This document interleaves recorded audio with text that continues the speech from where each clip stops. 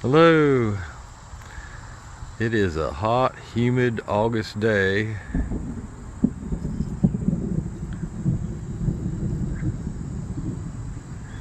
Here in the Doe River Valley of southern Appalachia. Sounds like it might rain again. I'm out here looking at the grape arbor. The clusters of my wine grapes, the Regents, the larger clusters are approaching 19 bricks. Well, several of them are 19 bricks. Some of the smaller clusters aren't quite that high. I'm not going to be around here in the near future to take care of these at the optimal time. So I'm probably going to go ahead and pick them and crush them, get the juice out. If I have to add some sugar, I will, which I almost certainly will. The wasps are out here destroying them. And if I wait till I can get back here to them, I'm afraid I won't have any grapes. There's also some nice clusters of Reliance seedless grapes. That's what the pink green ones are. These nice pretty grapey blue red grapes. The Regents are a German hybrid. I'm going to get out here and crush them. I'm just going to try to get some juice. I really don't have time to mess with destemming, so I'm going to just try to crush them, get the juice out of them, and make some wine. Honey Dog came outside to watch me smash grapes. I have about 8 pounds for the Regent grapes. I like to have about twice that amount. The wasps seem to have done more damage than I had thought. What I'm going to do is mash them, crush them with my handy primitive ancient potato masher. After I put them in this nice clean bucket, and I've just got a hole in the bottom of the bucket, and it'll just run out down through this colander into another bucket. I'm smashing the grapes, and the juice is running out, and collecting it in another bucket. What the potato masher doesn't get, I crush with my hands. Just feel around in there, feel for any grapes that aren't smashed, and get them too.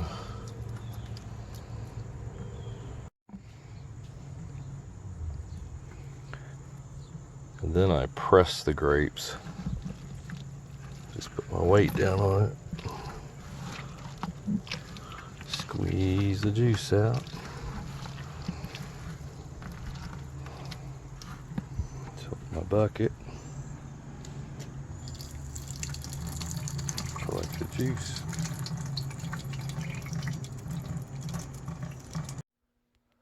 I ended up with a little bit over a quart of grape juice from my primitive pressing of about 8 pounds of grapes. 7 to 8 pounds, somewhere in that range. Since that's not enough to make a good bunch of wine, I've got another plan. And it's my recipe for 1 gallon of Regent grape juice with sourwood honey to make a honey wine, or a mead, or Pyment as it's known. And here's the recipe: quart of grape juice, 2.75 pounds of honey, Appalachian sourwood honey. This is very special. I almost hate to ferment it. I'm going to add 1 teaspoon of yeast nutrient and half a teaspoon of pectic enzyme powder to help clarify the juice and to give the yeast some more food to eat. First, I want to crush a Campden tablet at the beginning, and I have everything ready here. I have my 2-gallon fermenting bucket, and it's all been sanitized, cleaned. Here is 1 crushed Campden tablet, I smashed it with a smaller spoon. I'm putting it in there.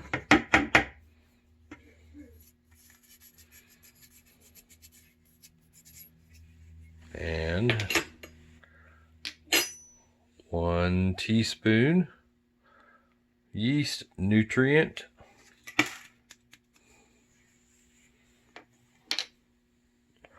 1/2 teaspoon pectic enzyme powder.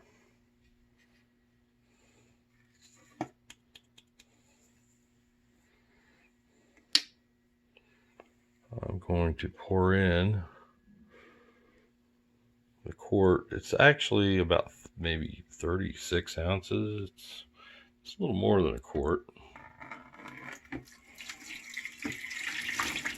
Put that into the bucket. Leave some of the solids behind.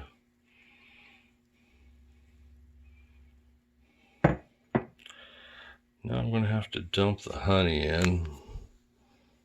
That might take a few minutes to do. I want to pour this beautiful jar of this beautiful honey. The sourwood trees found mostly in this area, Tennessee, North Carolina, and it makes just awesome honey. I'll get that opened up, start pouring it in.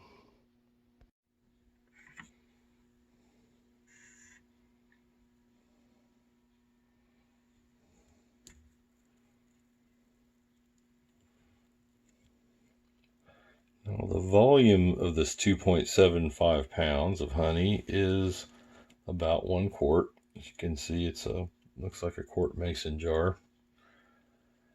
And of course, the grape juice was a little bit over a quart. So I need to add 2 more quarts. That's 1/2 gallon to reach a volume of 1 gallon.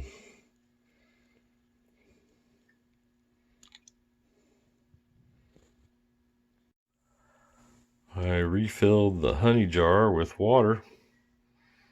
Try to dissolve some of it. You can see there's a little honey stuck in there. It really refracts the light. It's amazing stuff. But this is just water, trying to rinse out the rest of the honey. I'll do that one more time and maybe add even a little more and just make sure I get at least 1 gallon, maybe a little over 1 gallon. Here's another jar full of filtered, chlorine-free tap water.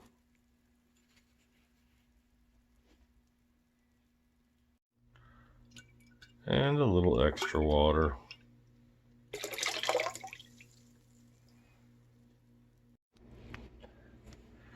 Now I need to stir this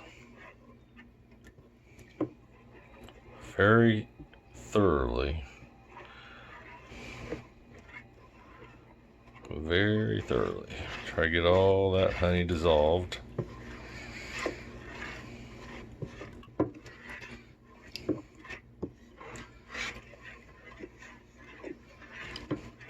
Get that crushed Campton tablet with the sulfites released into it to help sanitize the must. And the pectic enzyme powder will help to clarify the juice. And the yeast nutrients should give the yeast something good to eat, help them grow. And I'm going to cover this loosely for 24 hours. Then I will be adding the yeast tomorrow.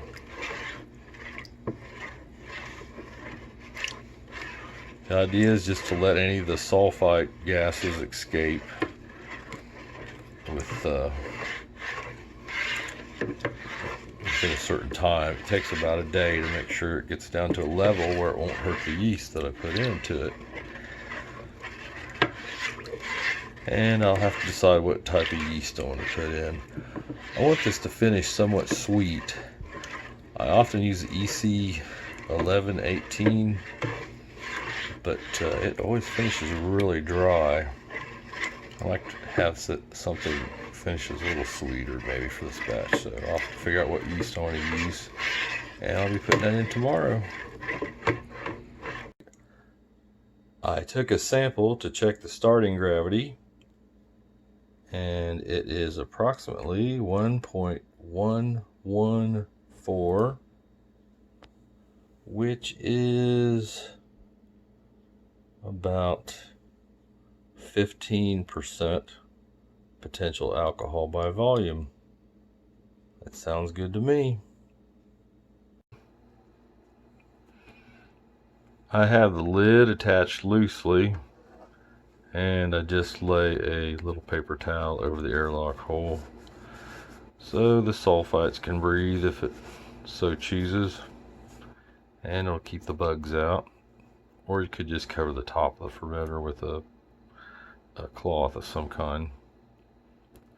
Well, it needs to sit for 24 hours now, and then I'll put yeast in it. 24 hours has passed. Time to put some yeast into this. It has a rather unusual appearance due to the peptic enzyme and sulfite tablets working on it. It has an interesting smell too. I've decided to use 71B yeast. I want residual sweetness.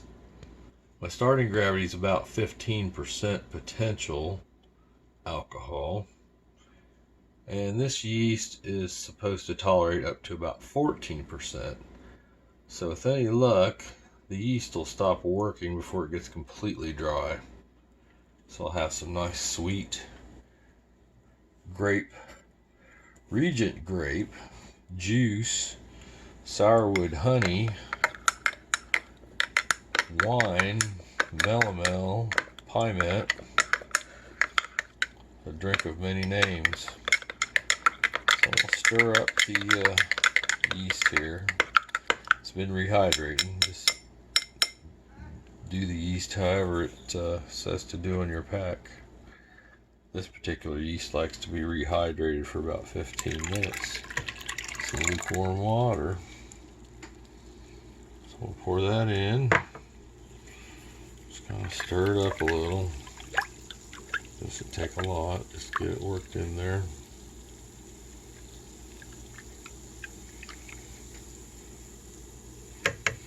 Now I'm going to put the lid on this along with an airlock.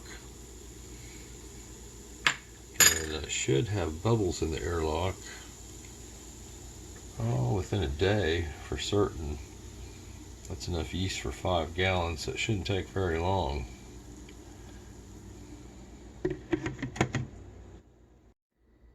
I've attached the airlock, and now it's just a matter of waiting for bubbles. There's also one other reason I use the 71B yeast. It will reduce the acidity of red wine grapes. Since I'm using some red wine grapes, it should smooth out the acid in it a little bit. It has been around 16 hours since the yeast was pitched in. A steady stream of bubbles indicates fermentation is well underway. I had a few bubbles around 6 hours after yeast pitching. It's a nice steady flow of bubbles now. Since I don't have any fruit bags in here or grapes or anything to push down into the must, I'm just going to every once in a while give it a little bit of this, just keep the yeast stirred up and agitated. I'm not going to open the lid until it's done fermenting. It has been 1 week since yeast was pitched in. Bubbles have stopped. Looks like fermentation has mostly ended. Now I'm going to take a sample open the hydrometer. I'll take it off the valve here at the bottom to check the finishing gravity. Then I'm going to run everything down into this nice, clean, sanitized jug. Here's my finishing gravity sample.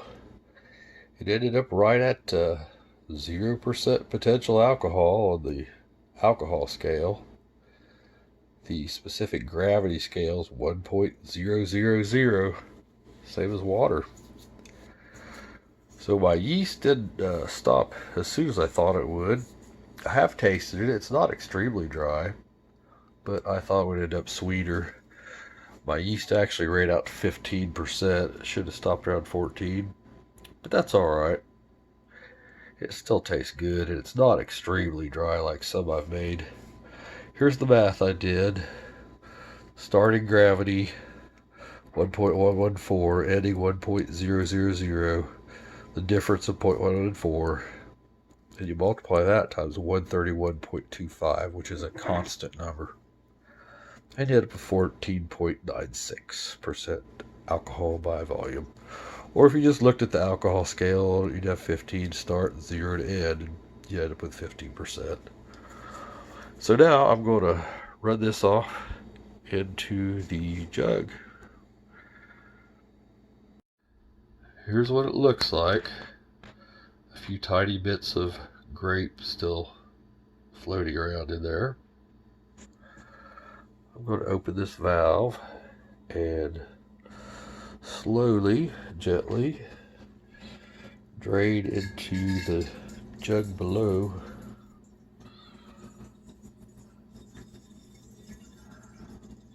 And try to get all the liquid and leave any solids behind. I may have a bit more liquid than 1 gallon, so I need to watch closely so I don't overfill my jug.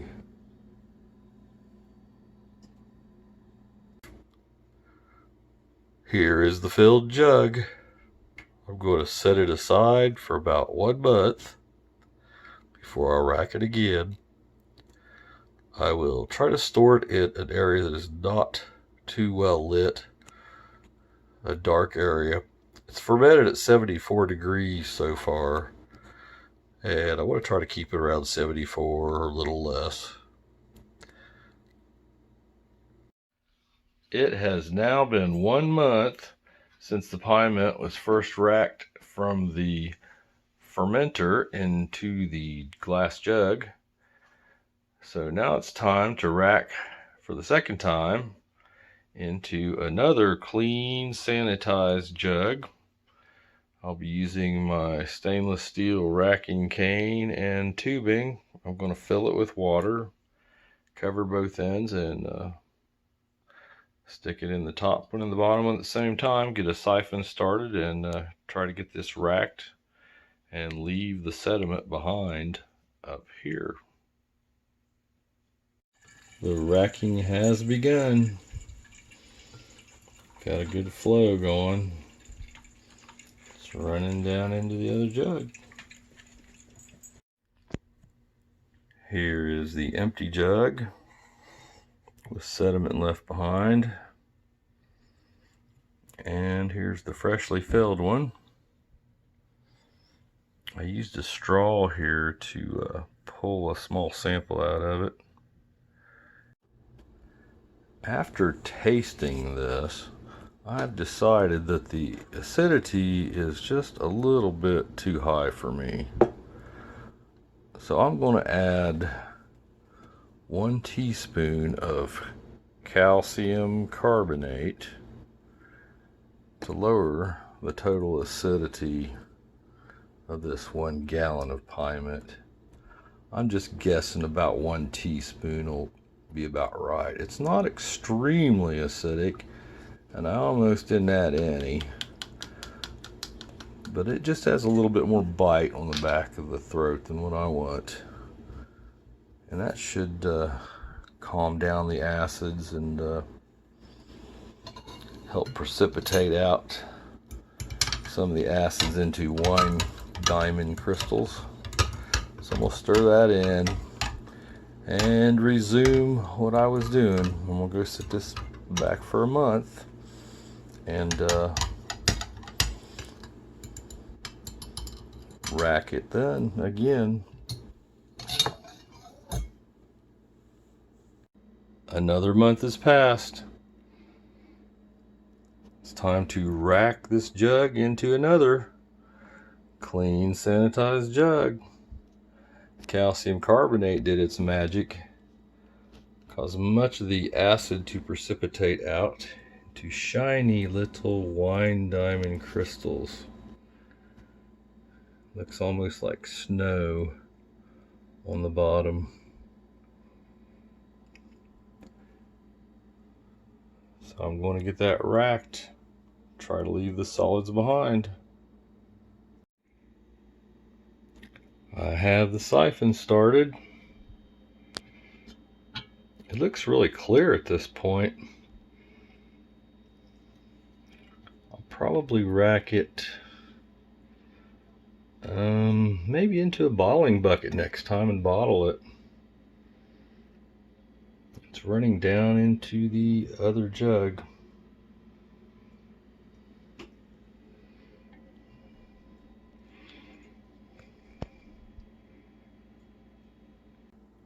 Here's what's left in the jug.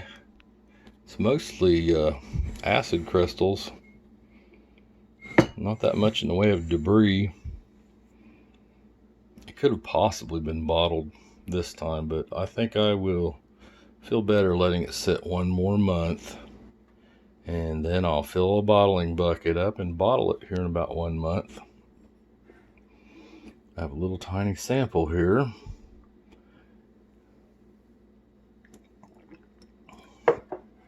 Oh, and that tastes so good.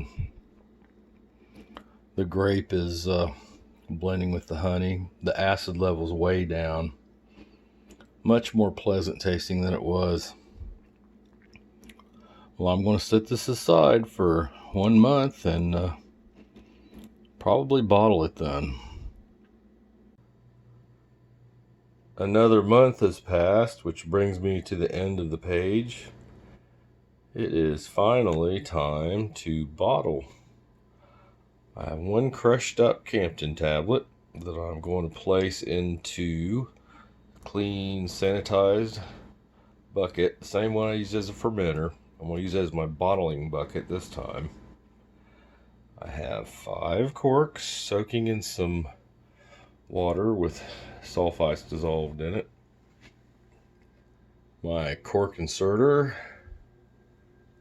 5 empty, clean, sanitized wine bottles.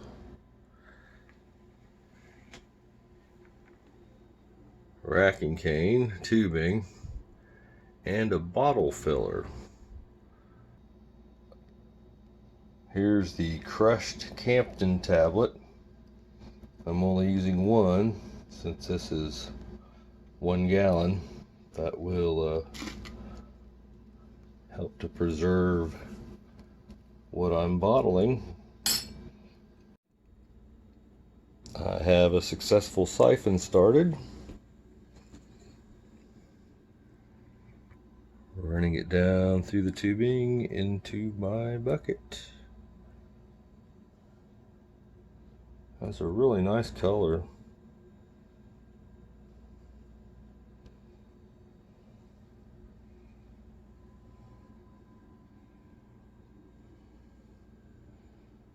I'll have to watch closely, try to avoid getting any solids.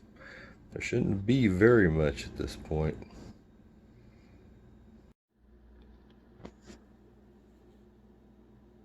The bucket is full and ready. I have the tubing hooked onto the bottle filler. So I'm going to gently open this up and start running my liquid into the bottle.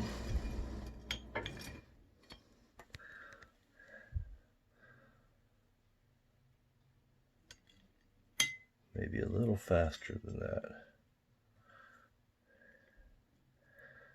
valve on the bottom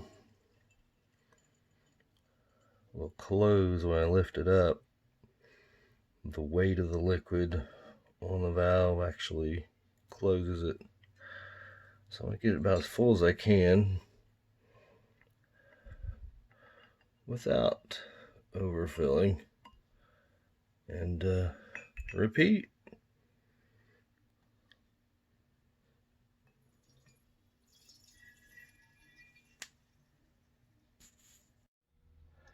Here are the 5 bottles, corked and labeled. I print on removable stickers. These need to be laid down on their side for quite some time. I would guess at least a year, probably 2 years.